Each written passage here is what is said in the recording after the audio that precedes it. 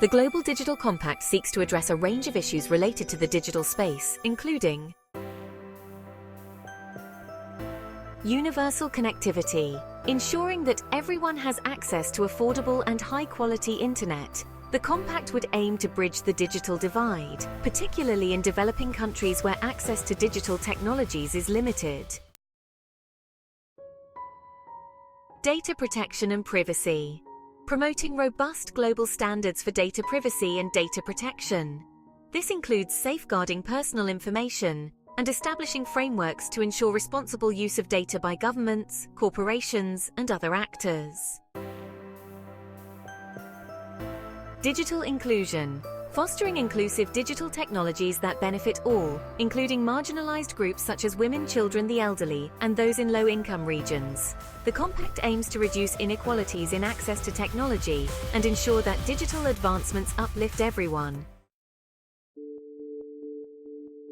Human rights in the digital age, upholding human rights online, including freedom of expression, access to information, and freedom from online harassment or surveillance. The compact would emphasize that human rights should apply equally in digital spaces as they do in the physical world.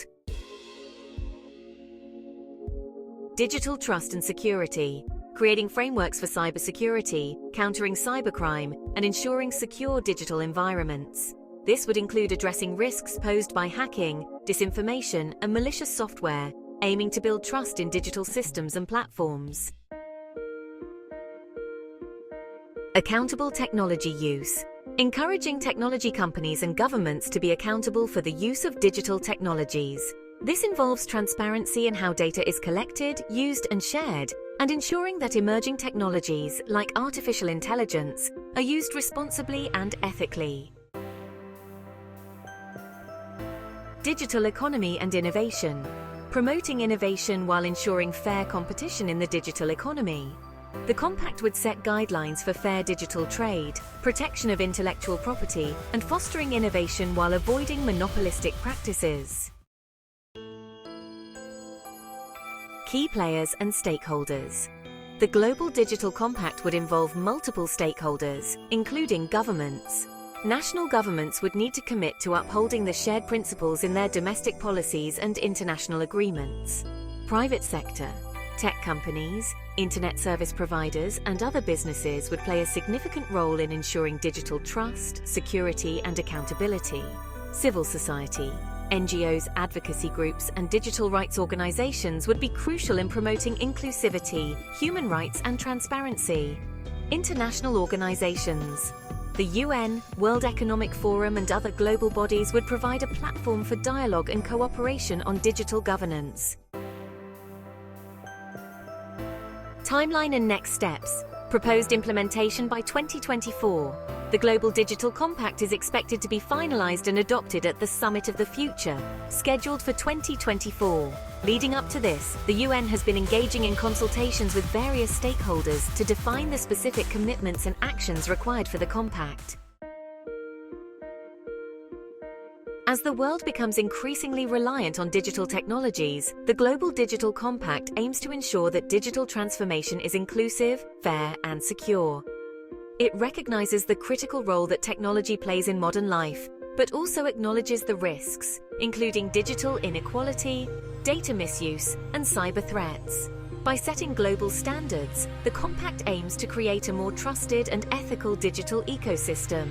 In summary, the Global Digital Compact is an initiative to build a globally agreed-upon framework for digital governance, focused on connectivity, security, privacy, human rights, and digital inclusivity, with the goal of creating a safer and more equitable digital future. However, while the Global Digital Compact is designed to promote an inclusive, secure, and equitable digital world, like any large-scale initiative, it has the potential for misuse. Here are some ways it could be exploited or misused. 1. Government overreach and surveillance. Potential misuse. Governments could use the pretext of cybersecurity or online trust to increase mass surveillance, limiting individual privacy and infringing on civil liberties. Example: justifying widespread data collection or digital surveillance on citizens in the name of security or protecting the digital space. Censorship under the guise of human rights is, well, a potential risk. Some governments or organizations might manipulate the concept of human rights online to justify censorship, curbing free speech under the pretext of preventing harmful or false information. For example, they might implement stringent controls on media and online speech, including content deemed to be misinformation, but in reality they're suppressing dissent.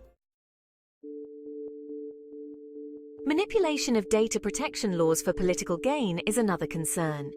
Data protection frameworks could be used by governments to control the flow of information or stifle innovation under the pretense of protecting privacy. An example of this is using overly restrictive data protection laws to make it difficult for political opposition groups or activists to organize and communicate freely. Monopolistic practices and control by big tech is, a significant issue. Large tech companies could leverage the Compact's provisions on digital innovation and competition to further consolidate power, stifling smaller competitors and creating digital monopolies. For instance, big tech firms might influence policy to favor their business models, while smaller innovators and local firms struggle to compete under the new regulations. Creation of a global digital elite.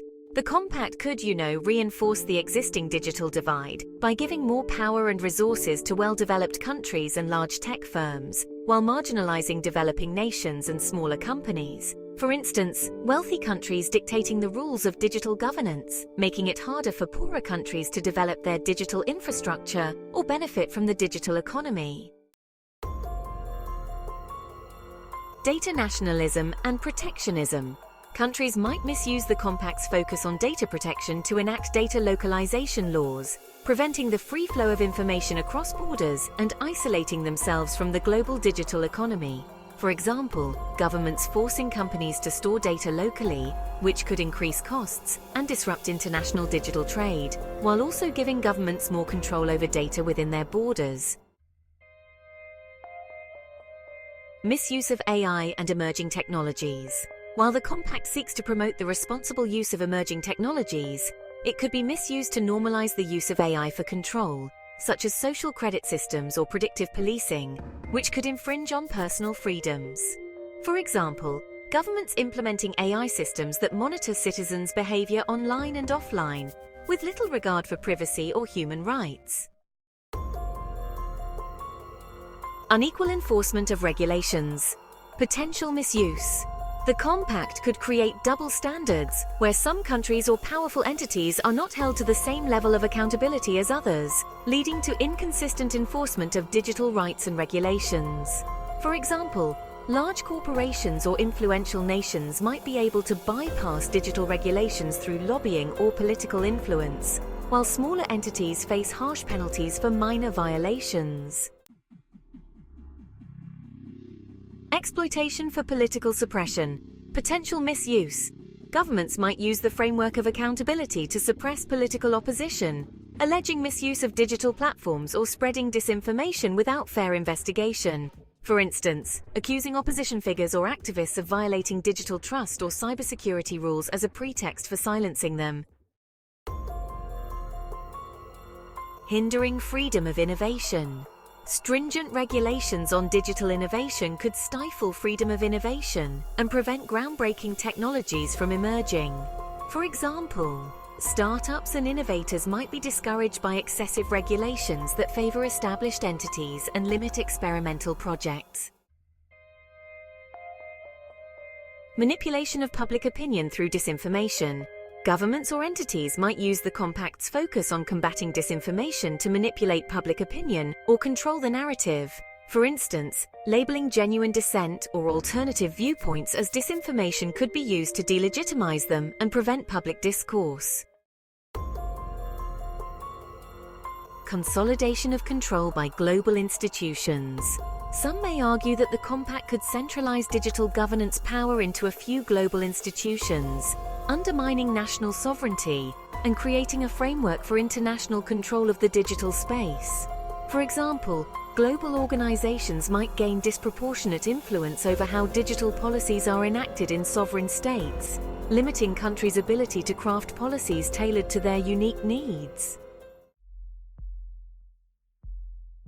In summary, while the Global Digital Compact aims to improve digital inclusivity and security, it could be misused in ways that undermine privacy, restrict free speech, exacerbate inequalities, or consolidate control if not carefully regulated and transparently enforced.